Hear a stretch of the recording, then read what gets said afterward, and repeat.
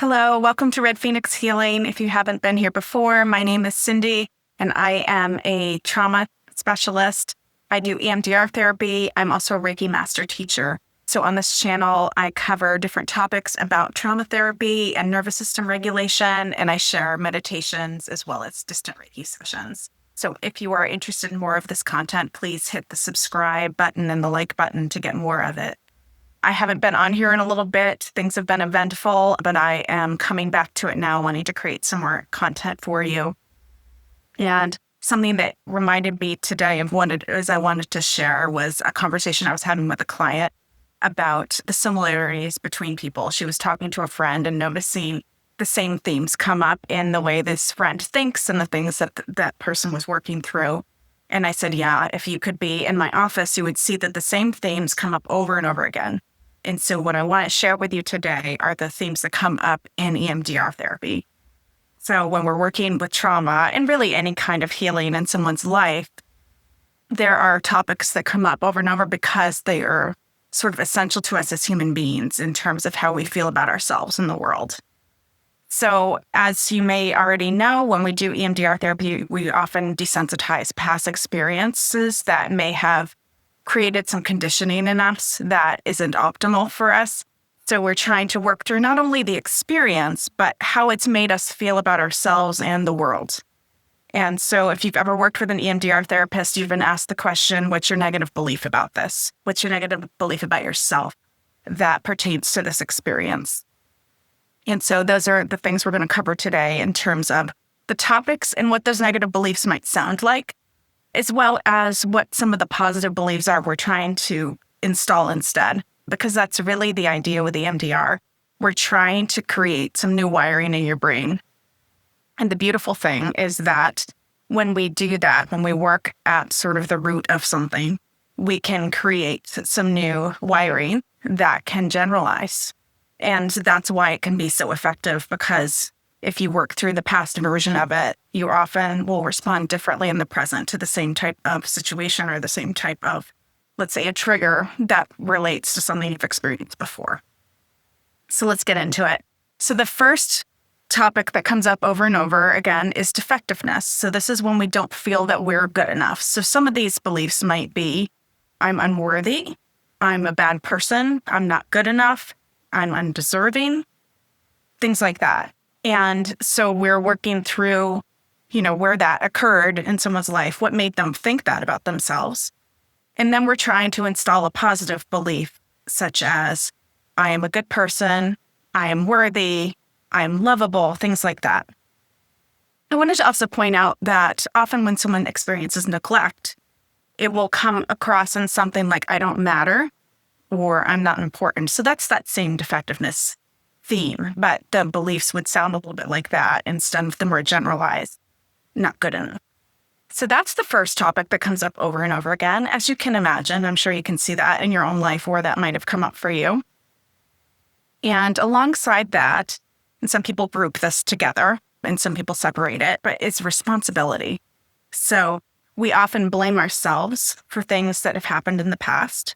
So it comes through in that way, but it also comes through in the sense of being responsible for other people in ways that aren't healthy, such as when you're a parentified child, right? So if you've been made responsible for your parents' feelings or their behaviors and you're managing them, that's that same kind of responsibility. So that negative belief could be, I'm responsible for other people's emotions or behaviors or safety or anything, right? And it might be something more like it was my fault. So if someone was abused and they considered it to be their fault in some way.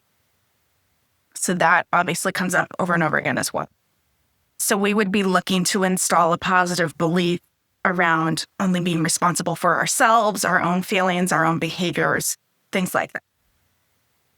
Okay, so then the next thing that comes up is around safety. So a lot of people have experienced abuse or other unsafe situations that they've witnessed or been a part of. So a negative belief one might have is, I'm unsafe, the world is unsafe, that type of thing. So we're looking to install a sense of safety, of course. That's what we all need to thrive in the world. And of course, our brain is not going to grab onto something that is objectively untrue.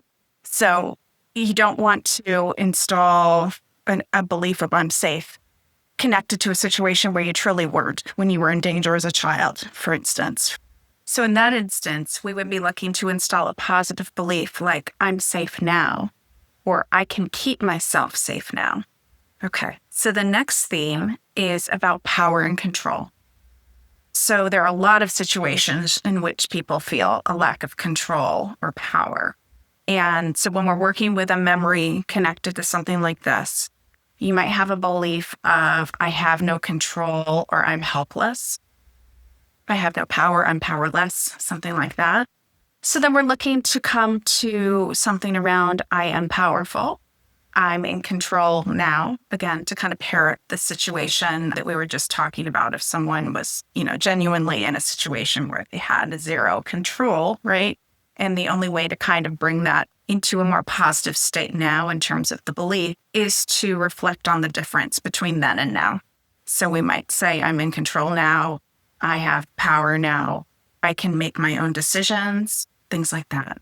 So we're bringing kind of the present tense there. And we always state the negative and positive beliefs in the present anyway, because we're trying to make sure the brain works with it in that sense, right? The ways that we've generalized about ourselves.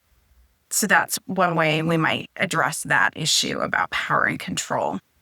And you can be creative and come up with your own wording for any of these issues, right? And it's very important that the client comes up with their own wording. So, we sort of, as a therapist, we might lead a little bit in terms of ways to say something, but we really want it to be in the client's own words because that's when it's going to be most effective. And then the last theme that has been added in terms of EMDR training that didn't even exist when I was trained is about belonging, because we're realizing how much that also comes up for people, especially in so many systems of oppression in our society, when it comes to racism, sexism, homophobia, transphobia, etc. We are often dealing with that issue around belonging. So a negative belief might be I'm different or I don't belong.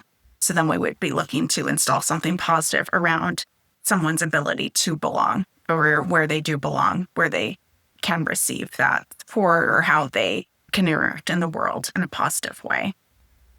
So those are the themes that come up, and I wanted you to just kind of have an overview of them to understand your own healing and what you might be working through and how that connects to everyone else, that we as humans are all looking to feel safe, some sense of power, feel good about ourselves, and feel a sense of belonging, right? Those are the things we all need. So, just kind of tuck that away in your brain in terms of your understanding of yourself and others, but maybe that's something, if you're doing therapy work, that you can bring in there as well and maybe have a better idea of what the roadmap might look like for you and your therapist as you're working through things. I also wanted to kind of make some connections around how this can look once you've done some of that work. So as I've said many times, you don't have to do every memory that has that same theme, right? Because our brains have the ability to generalize. So we're really kind of working through this as if it's defective computer code, and we're correcting the code, and then other programs that have that same piece of code then work more smoothly. But sometimes we find that we're still stuck somewhere else, and we have to go work through some other version of it. So it's not a one and done situation for a lot of people either. It can be a combination of things. So then we look for what's different about another experience where you might still feel stuck around that belief, so that we can go there and desensitize that, work through whatever it is that makes you feel like this positive belief isn't completely true yet for me. Okay, so that's how we do it. And we really want to kind of be tapping into all those themes to move you forward. And the other thing we do is then we work on present triggers, because sometimes there's still something about the present version that's really hard.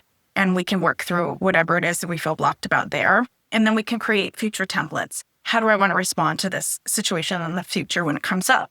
And then the brain can have this visualization where you can get really strong around your response to something and feel that in your body, because so much of this, when it comes to traumatic material, so that we're clearing out the negative, and then we're really kind of installing some positive experiences as well, so that you carry those out into the world with you. So I hope that's making sense. post comments. I would love to help give more information and clarity on this topic. And again, thanks so much for being here.